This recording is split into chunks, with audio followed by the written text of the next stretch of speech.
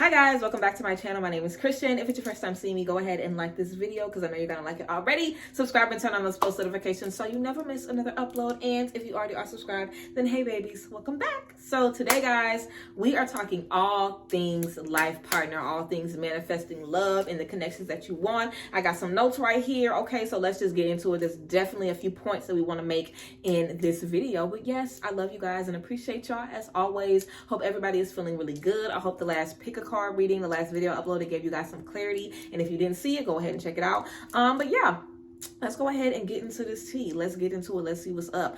Also, I'm hosting a wellness retreat next year in May. So if you guys are interested, then make sure you guys go on my Instagram and look in the WDR retreat highlight to see all of the tea. And you can also check my Instagram feed for that post. But yeah, let's go ahead and get into it. All things life partner, manifesting love, self-love, intentions. We're going to talk about soul contracts and karmic ties and all of the tea and how you know who your life partner is. So yeah, let's get into it. So the first thing to ask yourself is, are you ready? You know, are you ready to meet your life partner? What are you ready for in love right now? Everybody doesn't always want to get married and have kids and find their life partner. Everybody isn't always ready for that. And if that is not you, then don't feel pressured by all of this social media stuff and everybody getting married and everybody having kids and everybody buying homes and land. Don't let all of that pressure you into rushing into something that you don't want. If you want to be single for a couple more years or however long, or if you never want to connect with somebody, if you never want to get married, then it is okay. So do not feel like you have to just rush and be in a relationship or rush and connect with this life connection, because there is no rushing it. You know, we're really only going to make that connection when you are ready for it, and when you need it, you know, in life. It's a very, very spiritual, very divinely orchestrated connection. We really don't have any control over it, but there's definitely things that we can do to, you know, make ourselves ready so we can attract that energy, because we know about the law of attraction. Okay, whatever energy you are radiating, you are going to attract, and we can definitely put ourselves in that space to attract that energy and wave, you know, an energetic red flag to our life partner wherever they are, and let them know, hey, it's time, like we're about to connect. And their spirit will know and your spirit will know before you guys even connect. But when you do, you'll definitely know for sure. Okay, so you definitely want to make sure that you are, I keep looking at my notes, y'all, my bad. You definitely want to make sure that you are ready for it.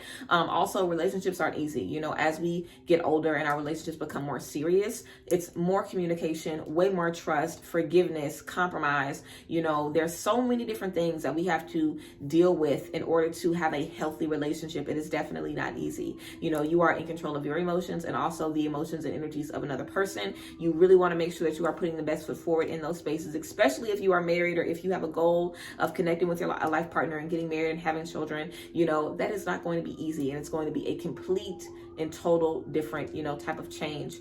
We want to make sure we honor every part of our life. You know, I've definitely been trying to connect with a life partner since I was literally like in high school, you know, honestly. Like I got tired of dating very, very quickly and just wanted to find my man, girl, and get married and have them kids, baby. I just wanted to go ahead and get it over with. I wanted to find who I needed to find, but it's not that simple. You know, we have to make sure that we are ready to do the work, make the changes, you know, be in that space, practice that vulnerability, have that way where we're able to express ourselves and honor ourselves, honor someone else. It's not an easy, you know, it's not an easy task connecting with this person and keeping this together. So we definitely want to make sure that before we even step into it, that we are ready to do the work. So sometimes in preparation to connecting with our life partner, we can connect with other soul connections like soul ties, soul contracts, karmic relationships, and things like that. When we have a soul contract, this is someone where you have to show them something and they have to show you something. You guys have to exchange energies for a short amount of time. It might be, you know, a few years because time is relative. So it might be a few years, or it might be a month, or it might be 90 days. However long it is, a soul contract is basically where your spirit, you have literally a spiritual, you know, obligation to complete this task with this spirit. It's going to prepare you for something, and it's kind of like a preliminary step before we get into what we need to. So whenever I was connecting with my life partner, or I knew that I was ready to do that, there were a few things I needed to work on: affection, intimacy, also trust, and expressing myself, being vocal about how I was feeling, being vulnerable. I am someone that, you know, I have 6 brothers. I am a daddy's girl, so I am definitely more masculine than I am feminine. I feel like now I have more balance, and I feel like my relationship now has really allowed me to kind of sink in this divine feminine space where I'm allowing myself to accept that, you know, masculine energy coming from another person, not just feeling like I have to be that for myself. And in that space, you know, I wasn't really affectionate. You know, I didn't really like to cuddle or be up under anybody. I was very, very independent to where I kind of didn't allow anyone to help me through anything. You know, I only talked to myself about what I was dealing with. This is literally the first relationship I've ever been in where I've talked about what I'm experiencing. I'll be vocal. This is the first, I've never even cried in front of anybody else I've ever dated. Literally. Anybody else I've ever been with, I've never cried in front of anybody except for my life partner. So for me, it was a lot of emotional blockages that I had to deal with before I was able to get into that sacred space, and I knew that. I also started doing this work when I was in the middle of my second spiritual awakening. It was a very rough time for me. I was having my third eye open up. I was dealing with a lot of crazy stuff. I have a YouTube video about spiritual awakening as well if you guys want to check it out and learn more about that. But yeah, it was just a very crazy space for me. A relationship had ended. I was thinking very seriously, like, what do I want next? How can I get what I need? You know, I'm okay as I am. I don't need to hide who I am. I don't need to, you know, flex who I am to try to fit in a certain box, because I would always suppress myself to allow other people to be happy. And I would never be who I am, you know, with somebody. I would always say that shit for my YouTube or, you know, for other places or around my friends. I would never be able to be who I truly was in relationships.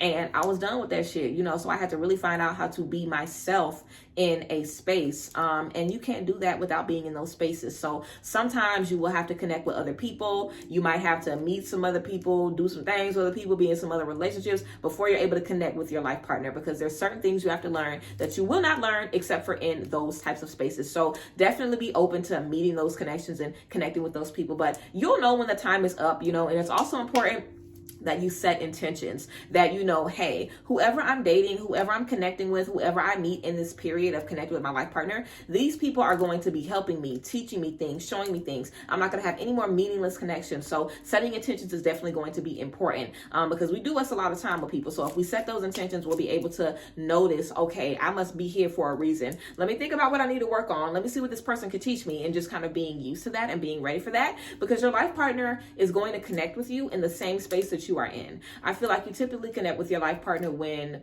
well, for me, I was in a space where I finally knew who I was. I was learning more about myself every day, but I was really protecting my energy. I didn't care who anybody was. They wasn't going to be around me unless they were benefiting me.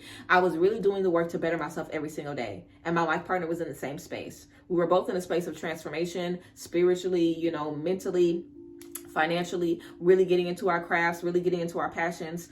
And that is when we connected. When we were both in that space, we were both ready. But in order to connect with your life partner, you have to be confident in knowing that you deserve that. You know, I was tired of the bullshit in relationships. I was tired of fucking garbage, and I was prepared to be by myself and be single before I accepted some bullshit again. And I feel like some of us say that, but we don't really mean it, because we hate being single. So you really have to get used to being on your own and finding the joy and the beauty in being on your own and working on yourself and talking to yourself and valuing yourself. We will feel like we so alone, like we ain't got nobody. How do you think you feel when you telling yourself that? When you telling yourself, I don't got nobody but you. What am I going to do with me? I can't do shit with me. I need somebody else here. I can't do nothing with myself.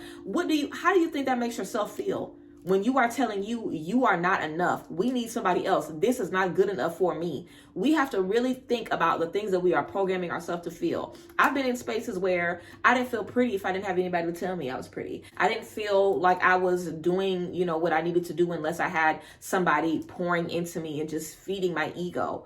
But I can do that for myself, one, and it's all about me doing it for myself. Even because other people are happy with me and other people like what I have going on, that doesn't mean that I'm happy with me. You know, so get to know you and get comfortable with being by yourself and get comfortable loving yourself and pouring into yourself, because when you do that, that's when you're able to know what you need to fix. You know, if you know you got trust issues, you know that's not going to be okay with a life partner. If you know that you think everybody's cheating, if you know you be cheating, if you know that you are really, really bad at, you know, budgeting money and you know, just spend stuff on stuff you don't need to. If you know you got bad habits, if you know you got people around you that don't mean you no good, if you know you messing with some exes that you was been supposed to leave alone, you know, if you know you got all of these things going on, you have to be real with yourself. There is no way God is going to give you this divine connection if you're going to mess it up. We are never going to get what we are not going to be able to take care of. So if you know that you need to work on trust, like I said, I knew there were things that I needed to fix. I knew that there were things that I didn't feel like my life partner needed. And also I had to think about the person my life partner was going to be and what would I need to do to become that person? Like, let's say, for example, you have a child, you want your child to be a doctor. What do you need to do as a parent to make sure that that child is a doctor? Put them in school, show them the value of school, figure out if they can be in some science stuff as they grow up. What are all the things that you can do to make sure this person is, the divine image of themselves that you see, So if you want your life partner to be somebody that, is family oriented, someone that's trusting, someone that loves being around, you and your friends, you want this person to be someone that is willing to, fix what you feel like they need to. This person is ready to grow and heal themselves. You have to be the proper vessel to sustain and support that person. I wanted somebody that would change if I felt like they needed to, or not change themselves. But, if I feel like you're doing something and it's bothering me, I want to see you making the changes to make me comfortable, because I'll change anything for you. If I love you and you my life partner, if you don't like me doing something, or if I'm bothering you, or if I'm doing something that you don't feel like is respectful, or whatever the case may be, you are in a position to correct me and tell me what I need to be doing and remind me of who I am. So I want to be able to give that same energy and have someone be like, okay, dang, this is my woman, this is somebody I need to listen to. So in order for that to happen, I have to be able to express myself and let somebody know, hey, I don't like this. If I can't express myself, how can I expect somebody to want to change? It's like stuff like that. If you want somebody that's doing this, make sure you're the person that can support that.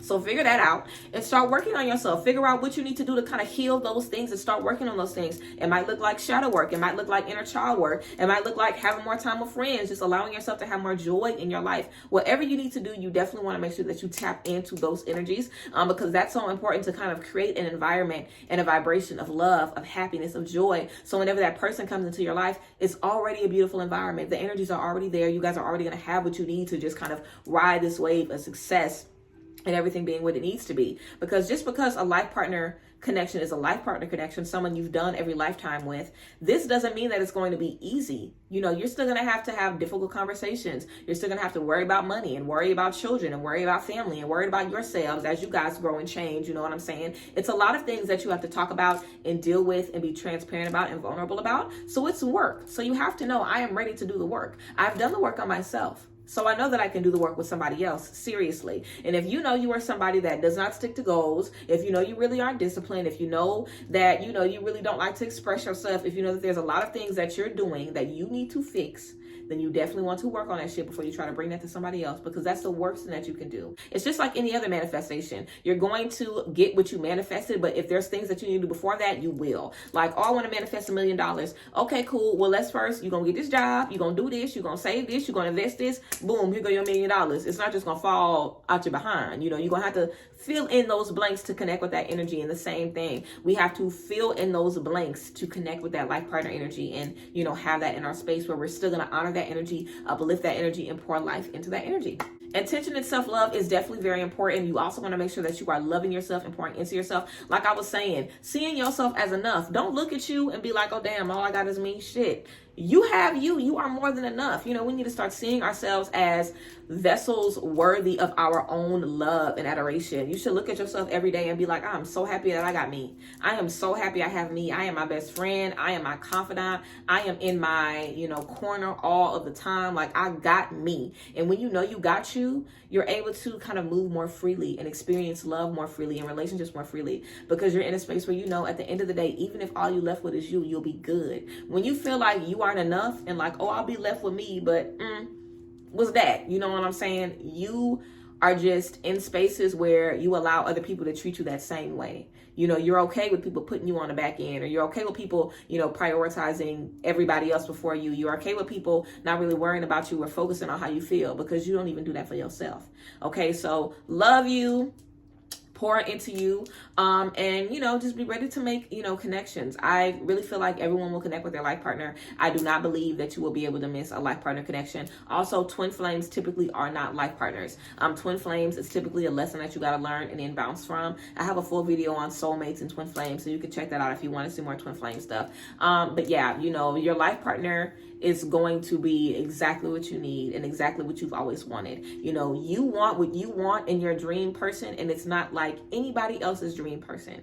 They got a different height, they got different characteristics, they got different whatever. It's always going to be different and tailored to you, because it's exactly what you want. We all have different dreams and different ambitions and different things that we want, because our spirit already knows that. So trust your spirit and trust your intuition, and allow yourself to, you know, heal the things from past relationships. Definitely doing heart chakra work is going to be great, and just allowing yourself to love yourself. You know, loving yourself is always a way to open up to love, and not loving yourself in a way that's like, I'm gonna do this so I can get a man, I'm gonna do this so I can get a woman, I'm gonna get this so I can find me a partner. Like, no, loving yourself because I deserve it, I'm worthy of it, I need it now. Like, doing it for those reasons. So yes, hope you guys love this video about connecting with your life partner, and I hope that it gave you guys the tools that you needed to kind of help you, you know, start to do the work and start to kind of think about different things that you might want in your life partner to be, different ways that you can support that person. And yes, I love you guys as always. Thank you guys for being here. I appreciate y'all, and yeah, love you guys. Bye. Bless.